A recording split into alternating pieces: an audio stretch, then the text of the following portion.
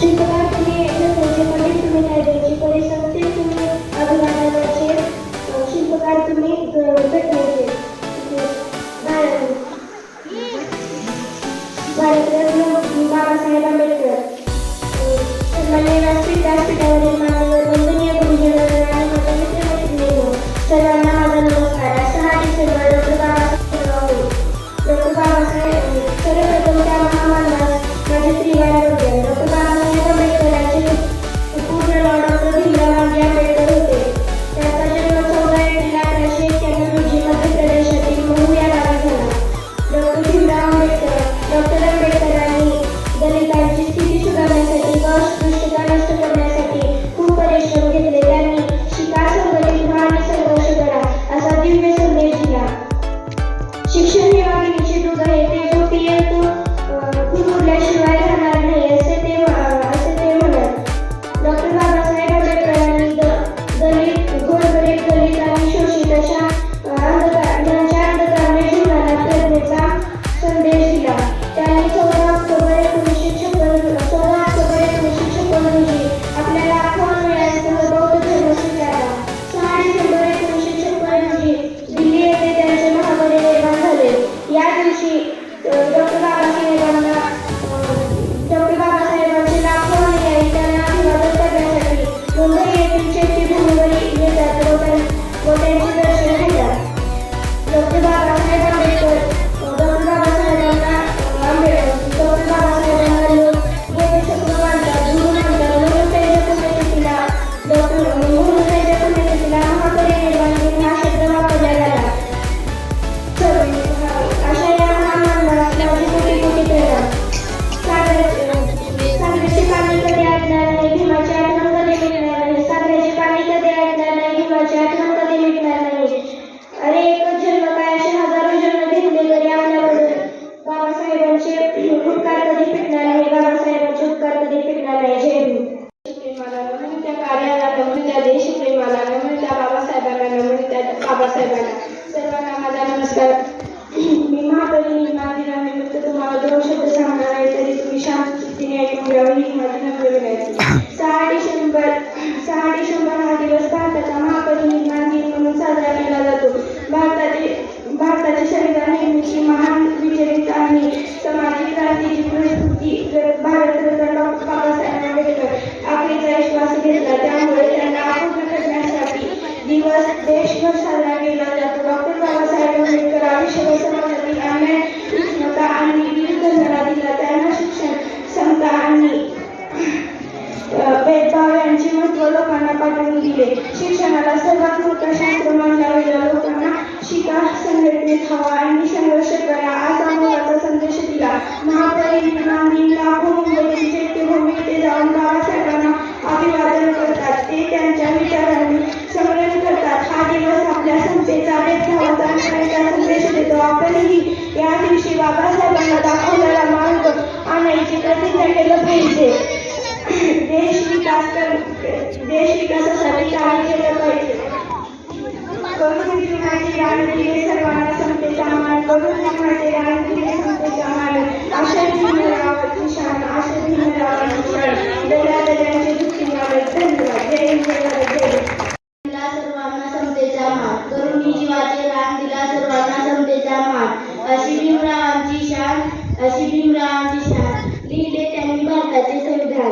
सर्वांना माझा नमस्कार. माझे नाव साक्षी आहे. आज 6 डिसेंबर आहे आणि आपण डॉक्टर बाबासाहेब आंबेडकर महापरिनिर्वाण दिन साजरा करत आहोत. डॉक्टर बाबासाहेब आंबेडकर एक महान नेते होते. त्यांचा जन्म 14 एप्रिल 1891 रोजी झाला. भारतीय संविधानाचे जनक म्हणून ओळखले जाते. ते भारताचे पहिले कायदेमंत्री होते. त्यांनी दीनदलित समाजासाठी कार्य केले. त्यांचे 6 डिसेंबर 1956 रोजी महापरिनिर्वाण झाले. ते आमचं प्रेरणास्थान आहे. त्यांना माझे कोटी कोटी प्रणाम. जय हिंद. तसेच माझे देशबांधव आज 6 डिसेंबर डॉक्टर बाबासाहेब आंबेडकर यांचा महापरिनिर्वाण दिन साजरी करण्यासाठी आपण एकत्र जमलो आहोत. डॉक्टर बाबासाहेब आंबेडकर यांनी सर्वांना समान हक्क स्वातंत्र्य डॉक्टर शिका संघटित व्हा संघर्ष करा हा त्यांचा संदेश होता. त्यांचा संदेश आजही आपल्या प्रगतीचा मार्ग देतो. एवढे बोलून मी माझे 2 शब्द संपवते. जय हिंद, जय भारत.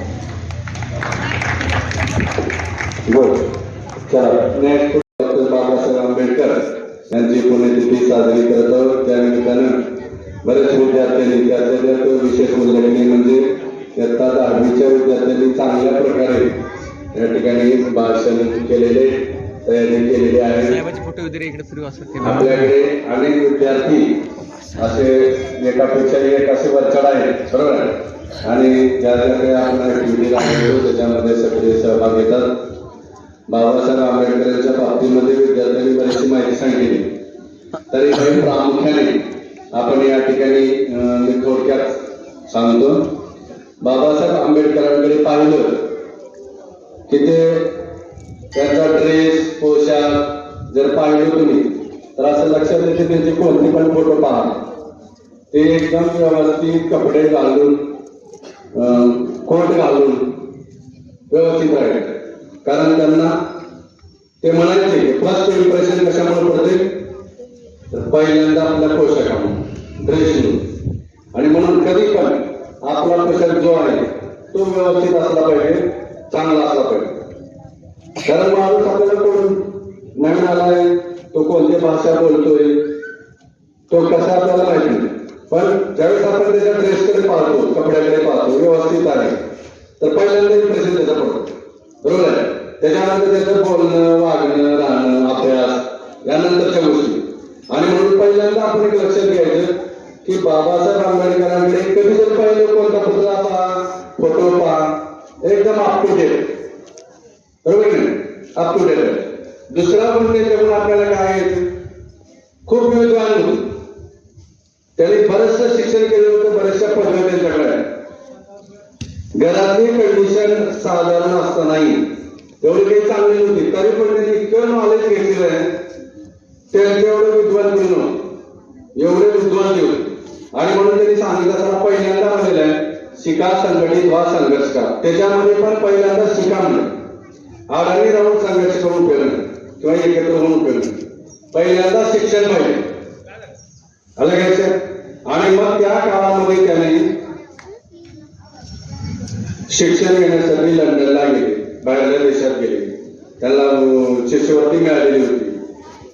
ते केवळ त्यांच्या अभ्यासाच्या जोरावर, विद्वत्तेच्या जोरावर त्यांनी काय केलं,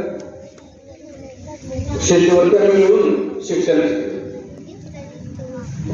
अजिबात त्यांनी वेळ घालवायचा नाही. कुठे जरी गेलं, आपल्याला माहिती आहे की मध्ये मधल्या वेळेत लायब्ररीमध्ये जाऊन वाचायचे, पुस्तकाचा छंद होता, वाचण्याचा छंद होता, खूप विद्वान होते. आणि म्हणून तशा कंडिशन मध्ये ते आपल्या स्वतंत्र भारताचे संविधान बनवले, कायदा मंत्री होते. केवळ ते कशावर, अभ्यासाच्या जोरावर.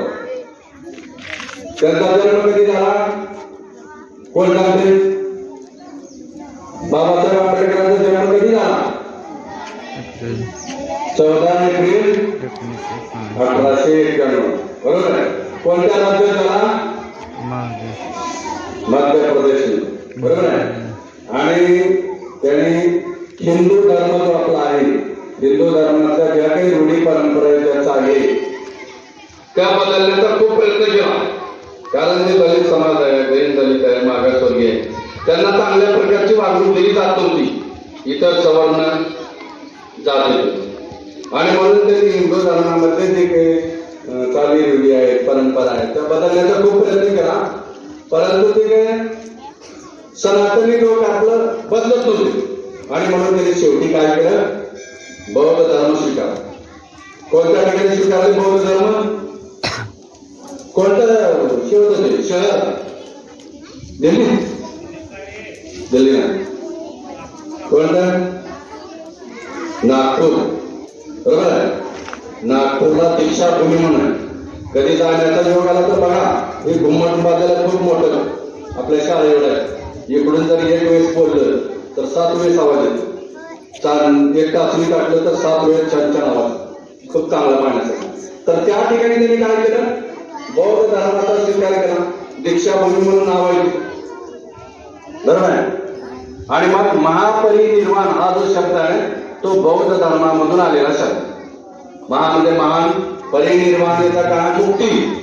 कशापासून मुक्ती, या संसारातून मुक्ती, पुनर्जन्मातून मुक्ती, ही मुक्ती असा शब्द आहे.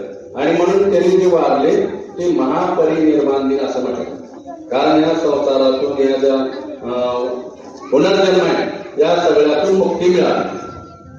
तर अशा प्रकारे त्यांनी बौद्ध धर्म स्वीकारला. त्यांचा मृत्यू दिल्लीला झाला, बरोबर आहे. ती आजची तारीख 6 डिसेंबर 1956. आणि मग ते दिल्लीतून 6 डिसेंबरला वारले, परंतु त्यांची जे अंत्यविधी ते 7 डिसेंबरला झाले मुंबईला, जिथं नाव चैत्यभूमी. आज तिथं महासागर, लोक बरेचसे तिथे गेले त्यांचं दर्शन घेण्यासाठी, चैत्यभूमीचं दर्शन घेण्यासाठी. तर अशा प्रकारे एक महान व्यक्ती होते, म्हणून त्यांची आपण जयंती, पुण्यतिथी साजरी करतो. जे जे महान व्यक्ती ज्यांनी काहीतरी देशासाठी काम केलं, समाजासाठी काम केलं, त्यांच्या आपण जयंत्या, पुण्यतिथी साजरी करतो, बरोबर आहे. तर बाबासाहेब आंबेडकरांकडून आपल्याला काय घ्यायचंय, त्यांची विद्वत्ता, त्यांचा राहणीमान, मिळालेल्या वेळेचा उपयोग करून घेणे, अशा काही गुण आहे, बरोबर आहे. आपल्याला काय आता संविधान लिहिण्याचं काम नाही, त्यांनी लिहून ठेवले. आपल्याला त्यांची गुण घ्यायचे, आपण पण त्यांच्या जीवनचरित्रापासून एक सुशिक्षित, चांगला नागरिक, समृद्ध बनायचे, एक चांगलं करिअर घडवायचं. आले लक्षात. आजच्या प्रसंगी जे जे विद्यार्थ्यांनी या ठिकाणी भाषण केली त्यांना आपण एक केक देणार आहोत, छोटा छोटा. तर सर्वजण पुढे यायचे, जे जे भाषण केले त्यांनी समोर यायचे. यानंतर साहेबांचं भाषण होईल.